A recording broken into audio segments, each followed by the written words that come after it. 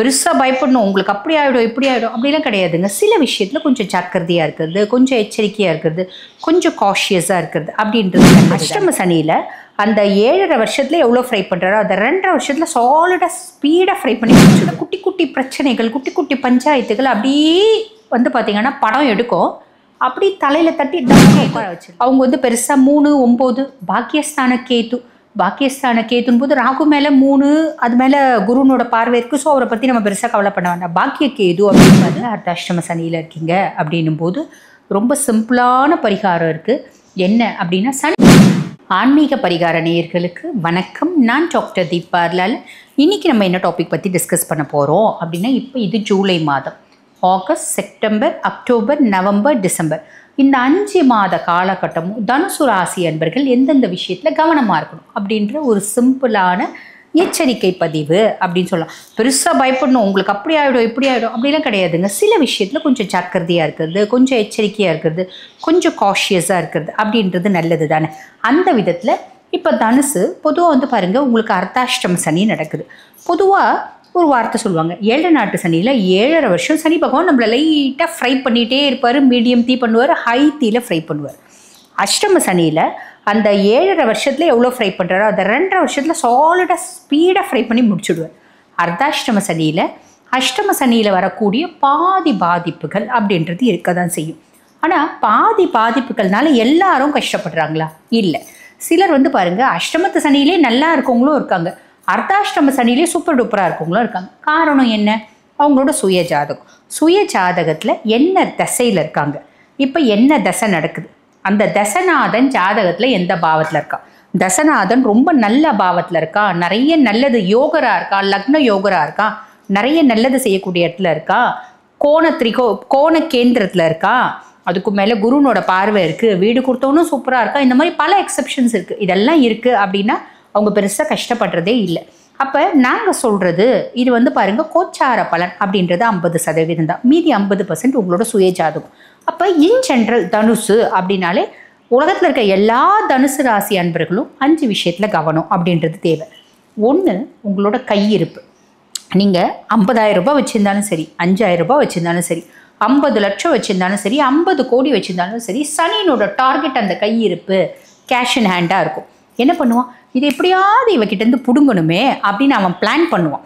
ரொம்ப சிம்பிள், அவன் பிளான் பண்ணுவான். நீங்கள் எப்படியாவது அவங்ககிட்டேருந்து அந்த காசை காப்பாற்றி வைக்கணுமே அப்படின்னு நீங்கள் பிளான் பண்ணுங்கள். யார் ரொம்ப நெருங்கின சொந்தம், ரொம்ப வேண்டியவங்க, ரொம்ப பழக்கப்பட்டவங்க, எனக்கு ஒரு காலத்தில் பயங்கர ஹெல்ப்ஃபுல்லாக இருந்தவங்க, அவங்களே வந்து கேட்குறாங்க அப்படின்னாலும் நான் கொடுக்கும்போது 1க்கு 10 முறை அந்த கையிருப்பு காசை கொடுக்கறதுக்கு முன்னாடி யோசிக்கணும். அப்படி கொடுக்குறேன் அப்படின்னாலும் வரலைன்னா பரவாயில்லை அப்படின்னு யோசிக்கவே வேண்டாம், கொடுத்துரு. ஸோ இந்த விஷயத்தில் கவனமாக இருக்கணும். 2வது, நம்மளோட குடும்பத்தில் குட்டி குட்டி பிரச்சனைகள், குட்டி குட்டி பஞ்சாயத்துகள் அப்படியே வந்து பார்த்திங்கன்னா படம் எடுக்கும். அப்படி தலையில் தட்டி டப்புன்னு உட்கார வச்சிடலாம். ரொம்ப சிம்பிள். உங்களால் முடியுது அப்படின்னா, அந்த படம் ரொம்ப பெருசாக எடுக்குது, என்னால் தலையில் தட்டுறதுக்கே வழி இல்லை அப்படின்னா கடவுள்கிட்ட விட்டுருங்க. அதுவாக பார்த்து அதுவாக அடங்கிடும் அப்படின்னு அர்த்தம். இது 2வது. 3வது, நம்மளோட ஆஃபீஸ், நம்ம வேலை செய்கிற இடம். இப்போ வேலை செய்கிற இடம் நான் வந்து பாருங்கள், ஒரு சுயஸ்தாபனம் வச்சு நடத்தினாலும் சரி, ஒரு இடத்துல வேலை செய்கிறேன் அப்படின்னாலும் எனக்கு அப்படியே கிணறு வெட்ட பூதம் கிளம்புது பார்த்தீங்களா, அந்த மாதிரி ஒரு நாளைக்கு ஒரு பிரச்சனை, மழைக்கு முளைக்கிற காலம் மாதிரி அங்கங்கே சின்ன சின்ன சின்ன சின்ன பிரச்சனைகளாக வரும். ரொம்ப சிம்பிள். எந்த பிரச்சனையும் தலையிடாமல் நீங்கள் பாட்டுன்னு சிவனேன்னு உங்கள் வேலையை செய்கிறீங்க, சின்சியராக செய்கிறீங்க அப்படின்னா அந்த காலம் முளைக்கும், அதுவே உள்ள மண்ணுக்குள்ளே போயிடும். கவலைப்பட வேண்டாம். இது 3வது. 4வது, நம்ம குடியிருக்கிற இடம். நம்ம வீடு இருக்குது அப்படின்னா நம்ம வீடை சுற்றி சரௌண்டிங்ஸில் இருக்கவங்க, நம்மளோட நெய்பர்ஸ், நம்மக்கிட்ட குத்தம் கண்டுபிடிக்கவே பார்ப்பாங்க, குறை கண்டுபிடிக்கவே பார்ப்பாங்க, நம்மக்கிட்ட பிரச்சனை பண்ணவே பார்ப்பாங்க. பெருசாக நம்ம வந்து பார்த்திங்கன்னா அது எதுலேயுமே மாட்டிக்காமல் நம்ம பாட்டுன்னு கதவு தாப்பால் போட்டு வீட்டுக்குள்ளேருந்து நம்ம வேலையை பார்க்கணும். அதுக்காக அவங்களுக்கு பயந்து இருக்கிறோம் அப்படின்றது கிடையாது. தேவையில்லாமல் அவங்க கூட சவகாசம் அப்படின்றது வேண்டாம். பேசினா தானே நீ நான் போவா அப்படி இப்படி அவளை பற்றி பேசுறது, இவளை பற்றி பேசுறது, அப்புறம் போய் இந்த அக்கா தான் உங்களை பற்றி சொன்னாங்க, நாங்கள் ஒன்றுமே சொல்ல, இங்கேயும் பேசுவோம் அங்கேயும் போய் சொல்லி விட்றோம். இதெல்லாம் நம்மளுக்கு தேவையில்லாத விஷயம். ஸோ ரொம்ப சிம்பிள். நம்ம உண்டு, நம்ம வேலை உண்டு. நம்மளுக்கு நிறைய வேலை இருக்குது செய்யறதுக்கு இல்லையா. பொதுவாக தனுசு யாரை பற்றியும் பேச மாட்டீங்க, அதீத புத்திசாலிகள். கச்சன்னு பேசுகிற ஹேபிட்டே கிடையாது. மற்றவங்களை பற்றி பேசுகிற ஹேபிட் பெருசாக தனுசு கிடையாது. இருந்தாலும் சொல்கிறேன், ஓகேங்களா. இந்த விஷயம். 5வது விஷயம் என்ன அப்படின்னா, நம்மளோட ஆரோக்கியம். ஆரோக்கியத்தை எப்பயுமே வந்து பார்த்திங்கன்னா மெயின்டைன் பண்ணுறது நல்லது. நல்ல டைமுக்கு சாப்பிடுங்க, டைமுக்கு தூங்குங்க, ஸ்ட்ரெஸ் லெவல் இல்லாமல் பார்த்துக்கோங்க. இதெல்லாம் வந்து பார்த்திங்கன்னா நம்ம எச்சரிக்கையாக இருக்க வேண்டிய விஷயங்கள் அப்படின்னு சொல்லலாம். அதே மாதிரி குரு வந்து கலத்திர குருவாக இருக்கார். கலத்திர குருவாக இருக்கும்போது ஹஸ்பண்ட் ஒய்ஃப்குள்ளே நல்ல ரிலேஷன்ஷிப் அப்படிலாம் வரும். நாங்கள் ஆல்ரெடி பிரிஞ்சிருக்கோங்க அப்படின்னு இந்த டைமை நீங்கள் யூஸ் பண்ணிக்கணும். யூஸ் பண்ணி அந்த பிரிஞ்சு இருக்கிற மனைவியோ இல்லை கணவனையோ நீங்கள் வந்து சேர்த்துக்கிறதுக்கு, அதாவது ஒன்றா சேர்ந்து வாழறதுக்கு என்னென்ன முயற்சிகள் எடுக்கணுமோ அது எடுக்கணும். கேர்லெஸ்ஸாக இருக்கிறது, அட உடுப்பா போனால் போதும் பார்த்துக்கலாம் அப்படின்னு விட்டுடுறது வேண்டாம். இந்த விஷயத்தில் கொஞ்சம் கவனமாக இருந்துக்கோங்க. யூட்டிலைஸ் பண்ணிக்கோங்க அப்படின்னு சொல்கிறேன். குருவை வந்து நம்ம யூட்டிலைஸ் பண்ணிக்கோங்க. குருவே வந்து அதுக்கு சிச்சுவேஷனை ஏற்படுத்தி கொடுப்பார். பியாண்ட் தட் நீங்கள் அது மெத்தனமாக இருக்கிறீங்க அப்படின்னா மெத்தனமாக இருக்காதீங்க, யூட்டிலைஸ் பண்ணிக்கோங்க அப்படின்னு சொல்கிறேன். அதே மாதிரி பார்த்திங்கன்னா ராகு கேது அவங்க வந்து பெருசாக 3, 9 பாக்கியஸ்தான கேத்துன்னு போது ராகு மேலே 3, அது மேலே குருனோட பார்வை இருக்குது. ஸோ அவரை பற்றி நம்ம பெருசாக கவலை பண்ண வேண்டாம். பாக்கிய கேது அப்படின் போது நிறைய தனுசு ராசி அன்பர்களுக்கு வெளிநாட்டுக்கு போகிறதுக்கான பிராப்தம் அப்படின்றது கிடைக்கும். வெளிநாட்டில் வர்த்தகம் செய்யறதுக்கு, வெளிநாட்டில் பிஸ்னஸ் பண்ணுறதுக்கு, கடைசி டூருக்காவது வெளிநாடு போவீங்க. இப்போ எது போகிறதா இருந்தாலும் பெரிய லெவலில் செலவு அப்படின்னு பண்ணுறீங்க அப்படின்னா 1 முறைக்கு 2 முறை அனலைஸ் பண்ணி செய்யுங்க. காரணம் என்ன அப்படின்னா அர்த்தாஷ்டம சனி அப்படின்போது ஏதாவது ஒரு விதத்தில் நம்மளை ட்ராப் பண்ண பார்ப்போம்.